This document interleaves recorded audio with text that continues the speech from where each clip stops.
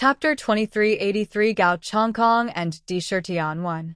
Benjamin Morgan's tone was tentative, clearly indicating that he too had experienced the chaos and infighting caused by mental pollution.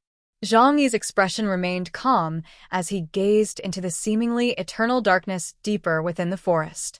His tone was flat, revealing no emotion. Them? I hope we can meet them again later.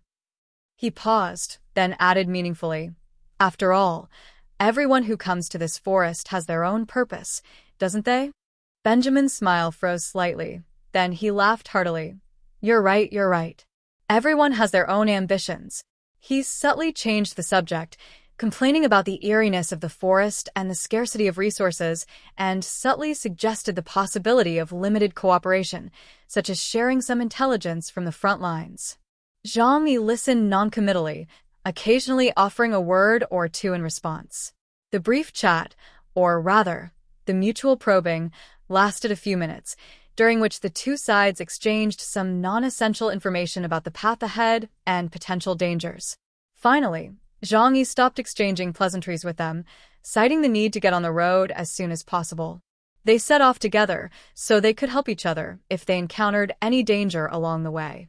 Benjamin has many soldiers on his side, and they can be used as cannon fodder for scouting when necessary. After all, the 200 Lunarian warriors had already succumbed to the mental pollution and disappeared, turning evil. After the two sides reached an agreement, Zhang Yi led his large group to continue heading towards the central area. As Benjamin followed Zhang Yi and his group deeper into the black crystal cluster forest, the smile on his face gradually faded. He rubbed the gold coin in his hand, his eyes shifting uncertainly. They all have their own purposes. That's easy for you to say. He muttered to himself, to survive, and then leave with enough power and secrets. That's my goal. Kas.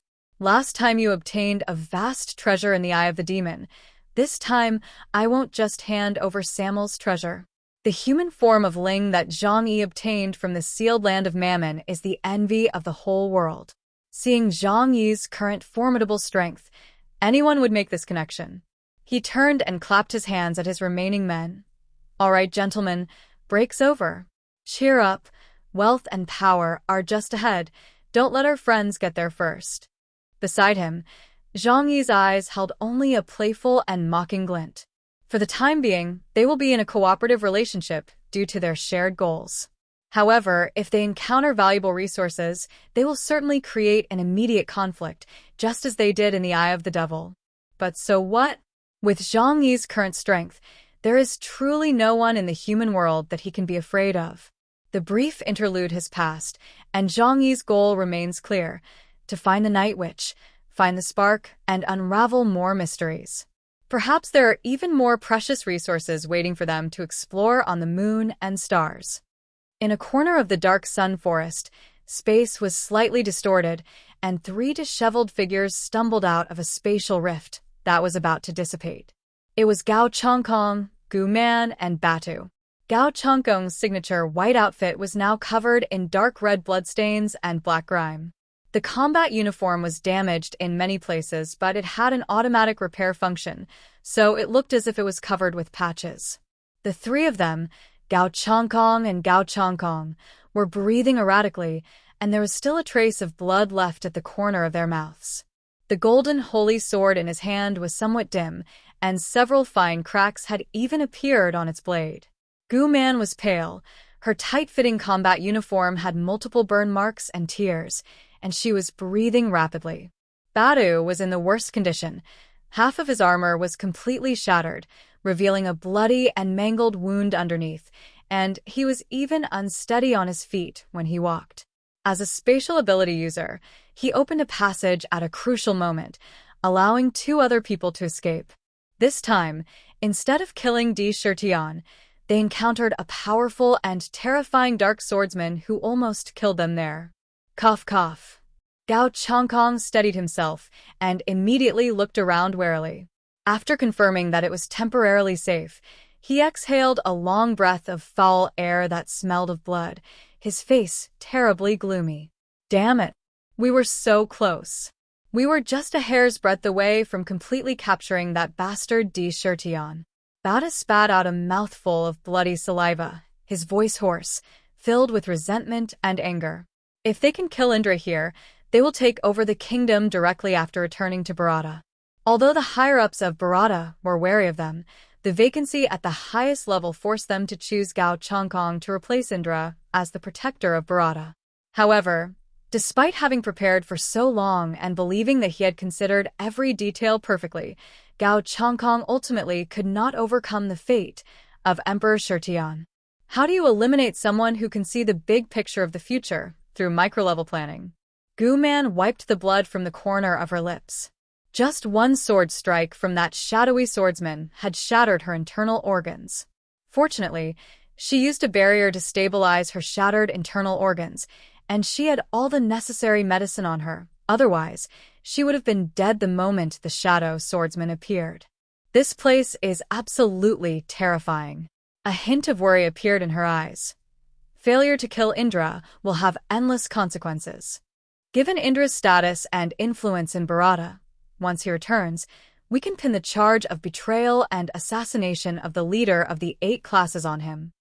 At that time, the foundation we have built over the years will likely be severely impacted, and our plans will be disrupted. Gao Changkong remained silent, his eyes flickering uncertainly. He was well aware of the stakes involved. The original plan was to take advantage of the chaos and environment of the Dark Sun Forest to eliminate Indra, the biggest obstacle and potential competitor, and seize everything from him without anyone noticing. Unexpectedly, Indra's tenacity and trump cards exceeded expectations, leading to failure at the last minute. It's too late to say all this now. Gao Changkong's gaze was deep, and he was not discouraged by the failure. Failure is a constant in life. It's the norm. But if you don't try, you'll never taste the sweetness of victory. His voice was hoarse from a throat injury, carrying a calm calculation. It's only a matter of time before we break ties with them.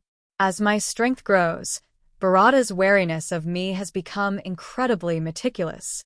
They don't trust me, and the higher-ups have probably already planned to use me as fodder to enhance Di Shirtian's strength. Therefore, I have no choice but to strike first. The most urgent task is to find a new way to break the deadlock, or a stronger ally.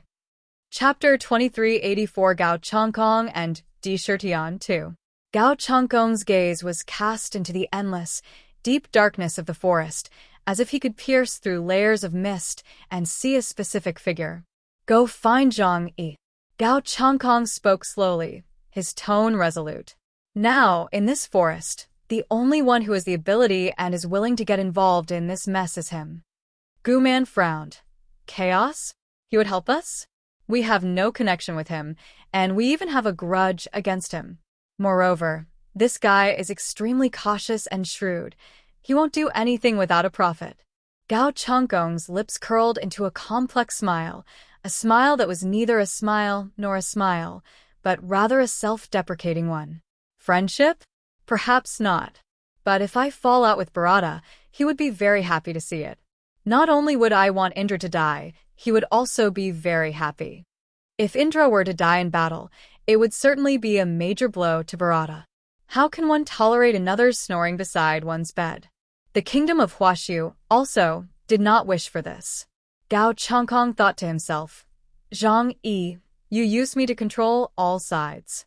You managed to extract benefits from both Zhu Zheng and Di Shirtian, reaping the rewards without lifting a finger. You've certainly played your cards right. Now that I'm in trouble, you have to repay this favor, right? At the very least, help me kill Indra and we'll be even. In Gao Changkong's view, his relationship with Zhang Yi was more like a tacit understanding of mutual exploitation. Now, he needs to monetize this relationship. If the price we pay is high enough, or if we have common interests, he might not hesitate to take action. Gao Changkong added that he tried to persuade his companions, and also himself. The death of Indra and the change in the power structure of Bharata were not necessarily bad things for him. Just as he was planning how to negotiate with Zhang Yi and how to offer him substantial benefits, a sudden change occurred. Gao Changkong suddenly groaned. His body trembled violently, and he almost dropped the long sword in his hand. He felt a burning, stinging pain in his eyes, his vision blurred instantly, and then was covered by a strange, ancient, and desolate scene. What he saw was no longer a dark forest, but an endless dark void, in the center of which was an enormous eye that was slowly opening. Those eyes were as deep as an abyss, their pupils reflecting the birth and death of stars and the turning of fate. An indescribable feeling, a mixture of antiquity, majesty, compassion, and a cold call, surged into his mind like a torrent. Ugh! Gao Changkong let out an unconscious groan, his body seemingly no longer under his control. His once calculating and incredibly calm eyes became empty and fanatical, staring intently in a certain direction, the direction the giant eye was guiding his consciousness. Go to there, he murmured to himself, his voice ethereal. Changkong? What's wrong? Guman immediately noticed Gao Changkong's unusual behavior and stepped forward to support him. Batu, gritting his teeth against his injuries, gripped his weapon tightly with a wary look. An enemy? However, Gao Changkong ignored his companion's calls. He suddenly broke free from Guman's hand, and with a swift movement, he sped off like a ghost towards a specific direction in the forest. His speed far exceeded his usual limits, as if he were being pulled by invisible threads. Follow him. Although Guman was surprised and uncertain, she shouted to Batu without hesitation. The two of them, without even taking a moment to recover their breath, immediately activated their remaining strength and closely followed Gao Changkong's sleepwalking figure. Meanwhile, in another area of the Dark Sun Forest, unlike Gao Changkong and the others who were in a sorry state, Di Shirtian, although he had also experienced a fierce battle, had his magnificent divine robes torn and the light of his 7 treasures' golden steps dimmed considerably. But his gait still carried the dignity of a prophet and a Bharata leader, as well as a strange ease. Unlike Gao Changkong, he was not in a hurry to find allies or a way out. Instead, he seemed to be wandering aimlessly, or perhaps guided by some inner rhythm, through this perilous forest. He held up a heavenly umbrella of the world-honored one, which was slowly rotating at a constant speed. Rays of pure and holy light fell from the edges of the umbrella, keeping out the black spiritual pollution forces that were trying to invade from the surrounding area. Indra held a string of crystal-clear prayer beads in his hand, and what he was chanting in a low voice was not Buddhist scripture, but the Vedas of ancient Brahmanism. His voice was deep and magnetic, carrying a certain power to soothe the soul and connect with the universe.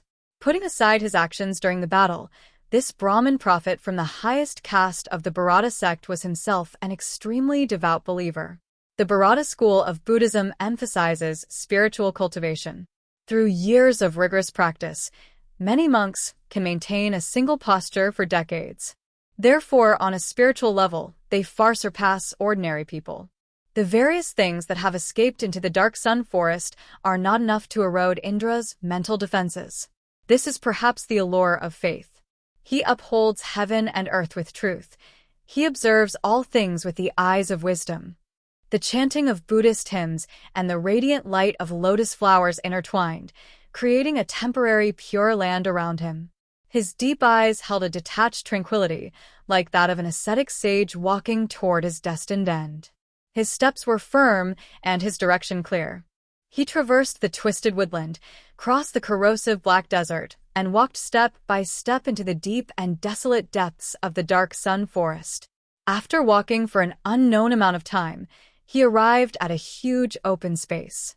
Before him lay a colossal abyss, over a kilometer in diameter and seemingly bottomless. It was pitch black, seemingly capable of swallowing everything. The abyss was invisible to the naked eye, and just one glance was enough to make one feel as if their soul was about to be swallowed up by it. The edge of the abyss was extremely irregular, as if it had been forcibly torn apart by some unimaginable force. From the depths of the abyss emanates an aura of darkness and death, 100 times more intense than anywhere else in the forest, an aura that freezes the soul. At the same time, there was also a faint, ancient and mysterious call that resonated with the divine power within Indra's body. The shape of that abyss, in his eyes, resembled a giant eye gazing at the sky, filled with the unknown and opportunities. Indra stopped at the edge of the abyss, looking down into the bottomless darkness. The calmness on his face was replaced by a sense of piety and determination. The guidance of destiny, the gaze of Shiva, the source of destruction and rebirth. He muttered to himself, as if he had understood something. He took one last look at the oppressive forest, a smile of relief and fulfillment spreading across his face. Then, without any hesitation, he leaped into the abyss, like a moth drawn to a flame, or a believer returning to his origins, plunging straight into the bottomless, giant-eyed abyss of darkness. His figure was swiftly swallowed by the thick darkness, vanishing without a trace, leaving only the faint echoes of the Vedas, slowly dissipating at the edge of the abyss before finally fading into deathly silence. Chapter 2385 Gao Chongkong and Dishirtian 3. At the edge of the dark sun forest, the light did not brighten. Instead, it took on a sickly, dim yellow hue. Thick, black fog condenses here, forming a natural barrier that completely isolates the despair within the forest from the outside world. A group of people dressed in silver-white armor and wearing capes embroidered with red crosses were carefully making their way along the edge of the forest. They were the Knights Templar, led by the disciplined priest Orion and the mourning Sister Leibniz. The Mad Owl's mental attack did not cause any casualties among them. Holding copies of the Apocalypse, they protected everyone by relying on the enduring faith of the righteous lords. However, at this moment, their choice was not to follow Zhang Yi's guidance and enter the deepest part of the dark sun forest. Instead, they fled in the opposite direction to the edge of the dark sun forest. They planned to leave the dark sun forest, a move that would surely puzzle anyone who saw them. After all, the ultimate goal of humanity's journey to the moon is to resolve the problem of the broken seal of Samuel and save Earth.